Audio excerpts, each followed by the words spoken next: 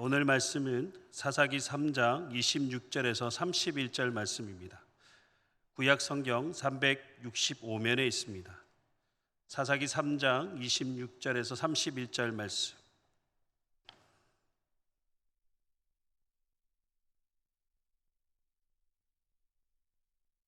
교독하도록 하겠습니다.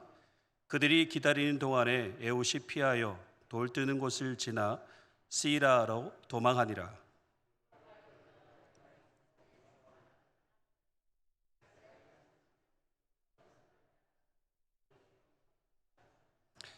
그들에게 이르되 나를 따르라. 여호와께서 너희의 원수들인 모압을 너희의 손에 넘겨 주셨느니라 하매 무리가 에훗을 따라 내려가 모압 맞은편 요단강 나루를 장악하여 한 사람도 건너지 못하게 하였고,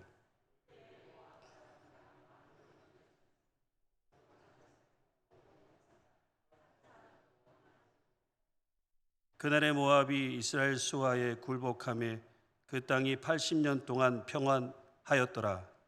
에훗 이후에는 아나세 아들 삼갈이 있어 소모는 막대기로 블레셋 사람 600명을 죽였고 그도 이스라엘을 구원하였더라. 아멘. 오늘 함께 생각해 볼 사사는 에훗과 삼갈 두 사람입니다. 하나님의 첫 사사인 온니엘이 죽고 난 후 이스라엘이 다시 하나님 앞에서 악을 행합니다. 사사기를 보실 때 사사가 죽었다 그러면 이스라엘이 다시 예전으로 돌아가는구나 라고 생각하시면 됩니다. 그리고 하나님은 다시 이스라엘을 이방인 손에 붙이십니다. 오늘 본문에서 그 이방이 바로 모압을 가리킵니다. 하나님은 이스라엘을 모압의 압제 아래에서 괴롭게 하셨습니다. 무려 18년 동안 그 괴로움이 채워졌고 그제야 하나님께 간구하게 됩니다. 첫 사사 온니엘이 세워지기 전에 이스라엘이 리산 구사다임이라는 에소포타미아의 왕에게 8년 동안 납제를 받게 됩니다. 그런데 이제 40년간 평화를 끼친 온니엘이 죽고 두 번째 사사인 에훗이 세워지기까지 몇 년이 걸렸을까요? 네, 바로 18년이 걸렸습니다. 이 말이 무엇을 말해주고 있습니까? 온니엘이 사사로 세워지기 전보다 2배가 넘는 긴 시간을 동안 고통을 당하였는데도 18년간 하나님을 찾지 않았다라는 것입니다. 18년이 지나고 나서야 비로소 하나님께 부르짖게 됩니다. 그리고 하나님께서 에훗이라는 이 한 사사를 세우셔서 구원을 이루셨다라는 내용이 오늘 본문의 내용입니다. 먼저 앞부분인 되는 3장 11절에 14절 말씀을 한편 살펴보고자 합니다. 제가 읽어드리겠습니다. 그 땅이 평온한 지 40년에 그나스의 아들 온니엘이 죽었더라. 이스라엘 자손이 또 여호와의 목전에 악을 행하니라. 이스라엘 자손이 여호와의 목전에 악을 행함으로 하나님께서 모압 왕 에글론을 강성하게 하사 그들을 대적하게 하심에 에글론이 암몬과 아멜렉 자손들을 모아 가지고 와서 이스라엘을 쳐서 종려나무 성읍을 점령한지라. 이에 이스라엘 자손이 모압 왕 에글론을 18해 동안 섬기니라. 이스라엘 자손들이 모압 압제 아래에 있는 것이 괜찮았나 봅니다. 견딜만 하고 그것이 익숙해지니까 18년 동안 그냥 그렇게 살아가게 되었던 것이죠. 만약 모압의 압제와 수탈이 심하지 않고 그다지 고통이 크지 않았다면 과연 이스라엘 백성들은 하나님께 부르짖었을까를 생각하게 됩니다. 성경은 분명히 말씀하고 있습니다. 18년간 그들은 하나님을 찾지 않았다고. 점진적으로 삶에 고난이 되고 아픔이 되어지지 않았다면 아마도 사람들은, 특히 믿음을 가진 사람도 그 삶 가운데 녹아져 내릴 것입니다. 하나님이 이스라엘 백성을 이방에 붙여서 고난 가운데, 압제 가운데 두신 이유는 징벌의 의미보다는 얼른 하나님에게로 돌아오게 하는 하나의 안정잔치가 아닐까 생각합니다. 어찌되었든 이스라엘 백성들은 18년 동안 그 삶에 큰 변화가 없이 하나님 없이도 계속 살아갈 수 있었기 때문에 하나님을 찾을 이유가 없었던 것이죠. 하나님께서는 이스라엘이 살만하여 소리내지 않고 있을 때 그 상황과 환경에 그들을 그대로 방치해 두셨습니다. 세월이 한 해 두 해를 거듭되면서 모압의 탄압과 압제가 이제 견딜 수 없을 정도에까지 이르게 됩니다. 이스라엘 자손들은 모압의 탄압과 압제가 심해지면서 점점 두려움과 삶의 고통이 심각하게 느껴지게 되었고, 이러다 정말 죽겠구나라는 심각성을 가지게 되었습니다. 이스라엘은 이제야 하나님을 찾지 않으면 안 될 그런 상황까지 오게 되자 하나님께 부르짖게 되었던 것이죠. 이 상황에 대해서 한 단어로 정리하면 각성이라고 할 수 있습니다. 내 주변과 상황을 돌아보고 살펴서 지금 가장 필요한 것이 무엇인지 깨달아 알게 되고, 그리고 그것을 위해서 무엇을 해야 하는지 통찰하는 것, 여러분 이것이 바로 각성이라고 합니다. 한 사람이 각성해서 변화되는 것은 어려운 일입니다. 그런데 한 사람도 아니라 공동체 전체가, 민족 전체가 각성하고 돌이키는 것은 참으로 어려운 일이 아닐 수 없습니다. 그러나 이 일을 누가 이루어 가십니까?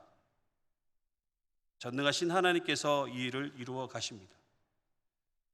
하나님의 방법은 우리가 보기에 시간이 더디게 느껴지고 우리의 생각의 차원을 넘어 하나님의 때에 그 일을 이루어 가십니다. 하나님의 사랑이 담긴 징계의 회초리, 그리고 하나님의 인내하심이 결국 한 개인, 한 사람을 변화시키는 것을 넘어 더 나아가 공동체까지 변화시키는 것을 보게 됩니다. 이스라엘은 모압의 18년이라는 압제를 통해 비로소 하나님께 부르짖는 각성을 하게 된 것이죠. 우리는 하나님의 백성이고 지금 우리에게 가장 필요한 것은 다른 것이 아니라 바로 하나님이라는 것을 알게 되었던 것입니다. 이스라엘은 지금 자신들의 둘러싼 환경과 형편 가운데 이 사실을 깨닫게 되었고, 그들의 하나님께 부르짖어 자신들을 구원하여 주실 것을 간구하였던 것이죠. 하나님은 그들의 부르짖음의 응답으로 사사를 세우셨습니다. 바로 에훗이라는 사람을 사사로 세워주셨는데, 문제는 사람들의 시선으로 볼 때 그 사사가 온전하지 못한 사람이었다라는 것입니다. 우리가 잘 알고 있듯이 그는 왼손잡이였습니다.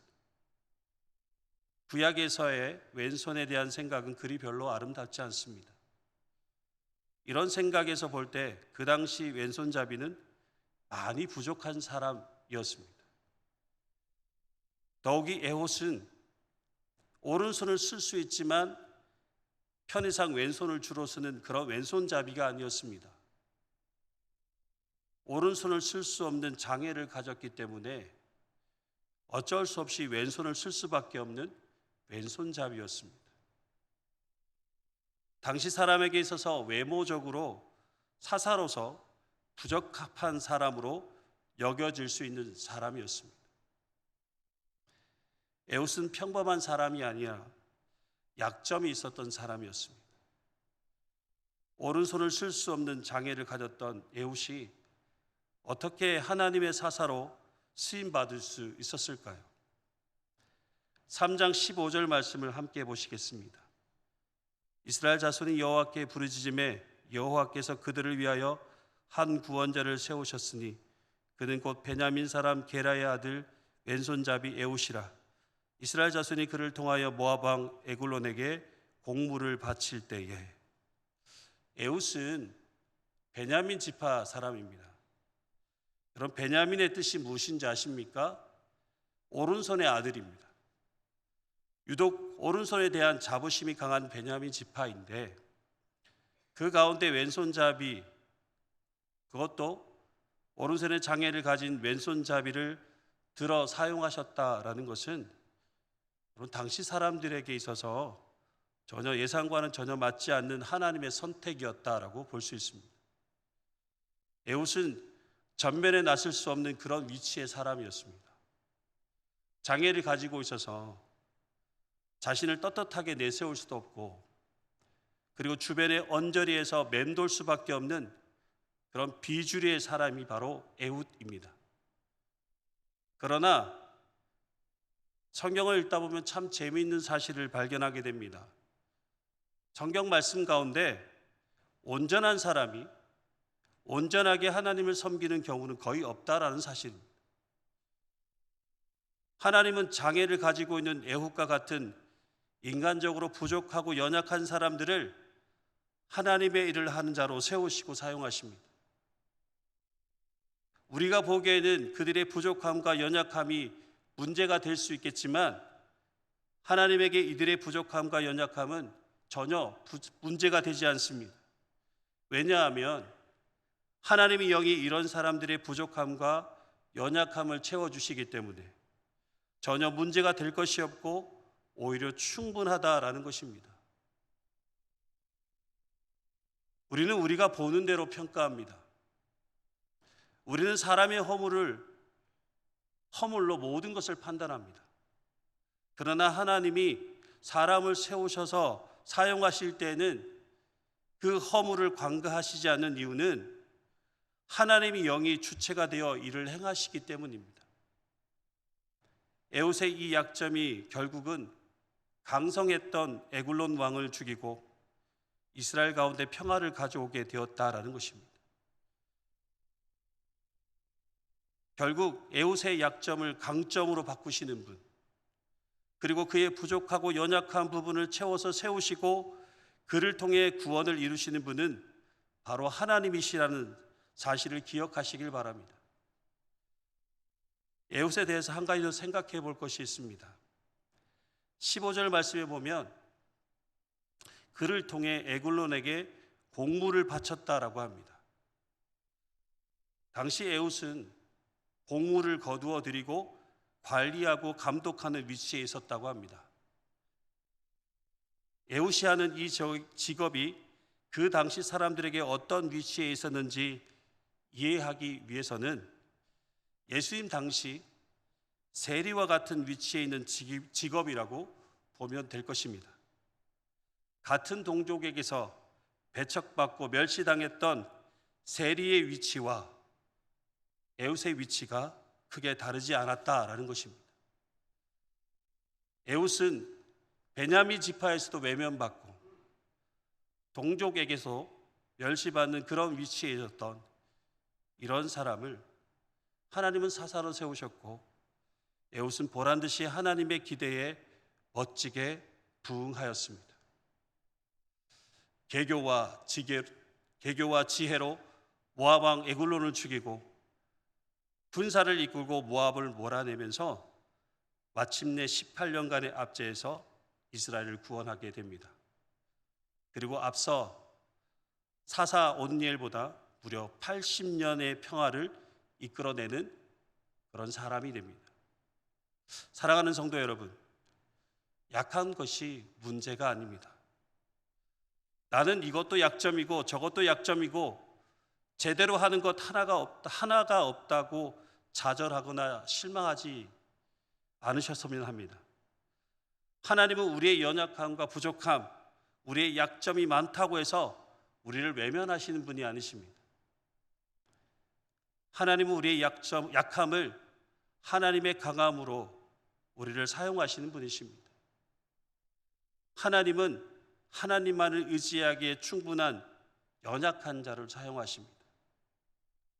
사도 바울은 고린도후서 12장 9절에 내 은혜가 내게 족하도다. 이는 내 능력이 약한 데서 온전하여 짐이니라 라고 말씀합니다. 하나님 앞에서 우리의 약함을 인정하고 자랑하십시오. 그럴 때 하나님의 강함으로 우리를 더욱 온전하고 강하게 하여 주실 줄 믿습니다. 우리의 약함을 하나님께 드릴 때 우리를 강함되게 하시는 하나님을 찬양하시는 여러분 되기를 간절히 소망합니다. 이제 또 한 사람의 사사 삼갈에 대해서 생각해 보려고 합니다.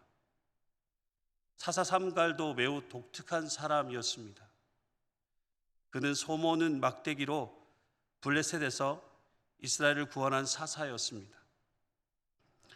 오늘 말씀 31절에 보시면 에훗 후에는 아나세 아들 삼갈이 있어 소모는 막대기로 블레셋 사람 600명을 죽였고 그도 이스라엘을 구원하였더라. 아나세 아들 사사 삼갈에 대해서 성경은 많은 자료를 주지 않습니다. 그가 어떤 지파에 있었는지 분명하게 기록하지 않습니다. 학자들에 의하면 아낫이라는 이름이 전쟁의 신 아나돗일 수도 있다라고 말합니다. 그리고 삼갈이라는 이름은 이스라엘식 이름이 아닙니다. 이 두 가지를 종합해 보면 삼갈은 이방인의 아들이었거나 아니면 이방신 아나돗을 섬기다가 여호와께 돌아온 사람이라고 볼 수 있습니다. 어떻게 보든지 이스라엘 안에서 그와 그의 집안은 결코 주류가 될 수 없습니다.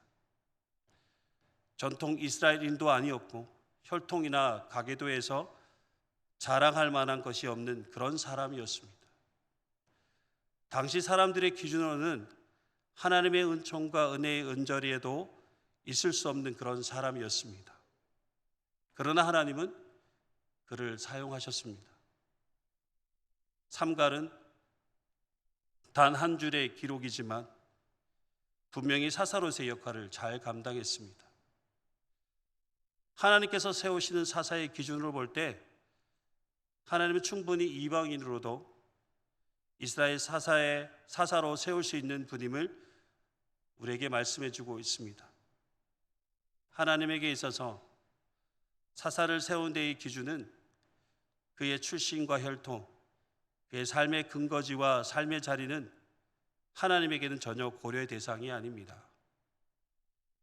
오늘 31절 말씀에서 중요한 것은 삼갈이라는 한 사람에 대해서 살펴보고자 하는 것이 아닙니다. 저와 여러분이 살펴볼 것은 삼갈의 손에 쥔 무기입니다. 그 무기에 대해서 31절에 뭐라고 하고 있습니까? 소모는 막대기입니다. 소모는 막대기는 히브리 말로 말마드라고 합니다. 정확하게 암소가 아니라 황소를 모는 막대기입니다. 신구약을 통틀어서 많은 막대기가 나오지만 이 말마드라는 의미의 막대기는 여기 한 절에만 사용되고 있습니다. 소를 몰면서 소가 잘못된 방향으로 가게 되면 훅훅 찔러서 바로잡는 도구입니다. 소몰이에만 특화된 막대기입니다. 이것은 긴 장대에 날카로운 쇠붙이를 붙여서 만든 농기구인데 삼갈은 이것을 무기로 사용했습니다. 왜 하나님은 군인 출신도 아닌 한낱 소를 모는 삼갈을 사용하셨을까요? 왜 하나님께서는 칼과 창이 아니라 소 모는 막대기를 무기로 사용하게 하셨을까요? 이렇게 보면 삼갈이 무기로 사용한 소 모는 막대기가 평범한 것은 아니다라는 생각이 들지 않습니까? 성경에서 이와 같이 지팡이 혹은 막대기를 의미하는 단어가 몇 가지 있습니다. 몇 가지를 살펴보겠습니다. 먼저 사무엘상 17장 40절에 보시면 손에 막대기를 가지고 시내에서 매끄러운 돌 5을 골라서 자기 목자의 제구 곧 주머니에 넣고, 이 다윗이 사용한 막대기는 히브리어로 마켈이라고 합니다. 삼갈의 막대기와는 다른 의미로 진짜 막대기를 말하는 것입니다. 그냥 어린 나무 가지로 만든 보행을 위한 막대기입니다. 우리 경상도 말로 짝대기라고 말하는 겁니다. 사무엘하 23장 21절에 보면 갑셀 용사의 손자 여호야다의 아들 분야야가 사용했던 막대기인데요. 제가 말씀을 읽어드리겠습니다. 또 장대한 애굽 사람을 죽였는데 그의 손에 창이 있어도 그가 막대기를 가지고 내려가 그 애굽 사람의 손에서 창을 빼앗아 그 창으로 그를 죽였더라. 욥기 9장 34절 말씀에 주께서 그의 막대기를 내게서 떠나게 하시고 그의 위엄이 나를 두렵게 하지 아니하시기를 원하노라. 여기에 등장하는 막대기는 세베트라는 다용도 막대기입니다. 대체로 전투용으로 사용하면서도 권위를 나타내는 상징을 가진 지팡이를 말하는 것입니다. 그리고 우리가 너무나 잘 알고 있는 시편 23편 4절 말씀을 볼게요. 내가 사망의 음침한 골짜기를 다닐지라도 해를 두려워하지 않는 것은 주께서 나와 함께 하심이라. 주의 지팡이와 막대기가 나를 안위하시나이다. 앞에 있는 지팡이는 앞서 말한 세베트 전투용 막대기입니다. 뒤에 막대기는 미시에나라로서 양치는 목자가 사용하는 막대기를 의미합니다. 막대기 용도와 쓰임새에 따라 막대기 이름이 다른 것을 보게 됩니다. 그런데 말마들을 제외하고는 모두 일상에서 도구로 사용하는 것들입니다. 그러나 삼갈이 사용했던 막대기는 소를 다루는 막대기로 여기서만 단 한 차례 독특하게 기록하고 있습니다. 소떼를 몰 때에도 말마드 외에 다른 단어를 사용해도 좋을 텐데 굳이 말마드라는 단어를 왜 사용했을까요? 말마드의 어원은 이 단어로부터 출발합니다. 라마드라는 단어입니다. 잘 들어보십시오. 본래의 의미는 뾰족한 막대기로 찌르다라는 의미를 가지고 있지만 더 자주 사용되는 표현이 있습니다. 가르치다, 교훈하다, 배우다라는 의미가 더 자주 빈번하게 사용되어집니다. 삼갈의 막대기는 단순히 소떼를 이리저리 몰아가기 위한 것도 있지만 가르치다, 훈계하다라는 뜻을 강하게 담겨져 있는 도구라고 할 수 있습니다. 삼갈을 택하신 것과 삼갈을 통한 전쟁은 앞선 하나님의 교훈을 이스라엘 백성들이 깨닫기를 원하시는 하나님의 뜻이 온전히 담겨져 있다고 볼 수 있습니다. 어떤 하나님의 교훈입니까? 이스라엘 백성들아, 너희가 나의 밟을 떠났을 때에는 마치 거칠고 제멋대로인 황소를 다루듯이 막대기로 너희를 교훈하며 바른 길로 인도할 것이다. 그리고 너희를 괴롭히는 그 어떤 존재가 있다고 한다면 이 교훈의 막대기로 그들은 너희 앞에서 쫓아낼 것이다. 하나님의 백성들에게 가르침과 교훈의 막대기로 이스라엘 대적들에게는 그들을 무찌르는 강력한 무기가 되는 것이 바로 삼갈의 소모는 막대기라고 할 수 있습니다. 그렇게 삼갈은 교훈과 가르침의 의미가 담겨있는 이 소모는 막대기로 대적하는 블레셋 부인 600명을 쳐 죽였습니다. 이제 말씀을 정리하려고 합니다. 하나님은 에훗을 사사로 세우실 때에 그가 왼손잡이인지 몰라서 세우신 것이 아닙니다. 하나님에게 있어서 왼손과 오른손의 구분은 없습니다. 단지 인간의 선입견이 왼손과 오른손을 구분한 것이죠. 하나님의 택하시고 세우시고 그를 통해 역사하심에는 그 어떤 제약도 없으시다는 것을 기억하시길 바랍니다.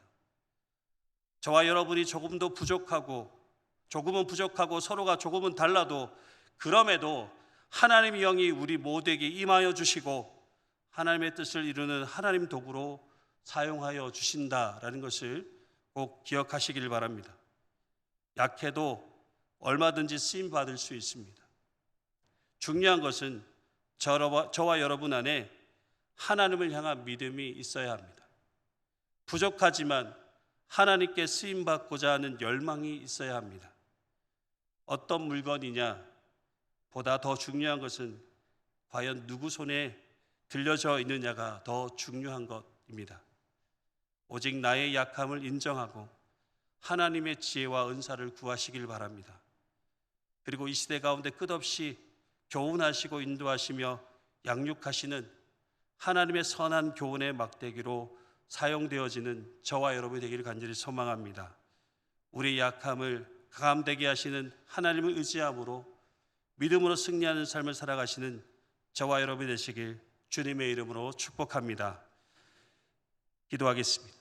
하나님 아버지, 우리 자신보다 전능하신 하나님의 능력을 의지하는 자가 되게 하여 주시옵소서. 우리가 가지고 있는 연약함과 부족함으로 인해 좌절하지 않고 능력의 주님의 판을 붙드는 지혜로운 자가 되게 하여 주시옵소서. 그리하여서 이 시대를 향한 하나님의 뜻을 이루며 교훈하며 바른 길로 인도하시는 하나님의 선한 교훈의 막대기로 쓰임받는 삶이 되게 하여 주시고 우리의 약함을 강함되게 하시는 하나님을 더욱 의지함으로 승리하는 복된 삶이 될 수 있도록 주님 인도하여 주시옵소서. 감사를 드리며 거룩하신 예수님의 이름으로 기도드리옵나이다. 아멘.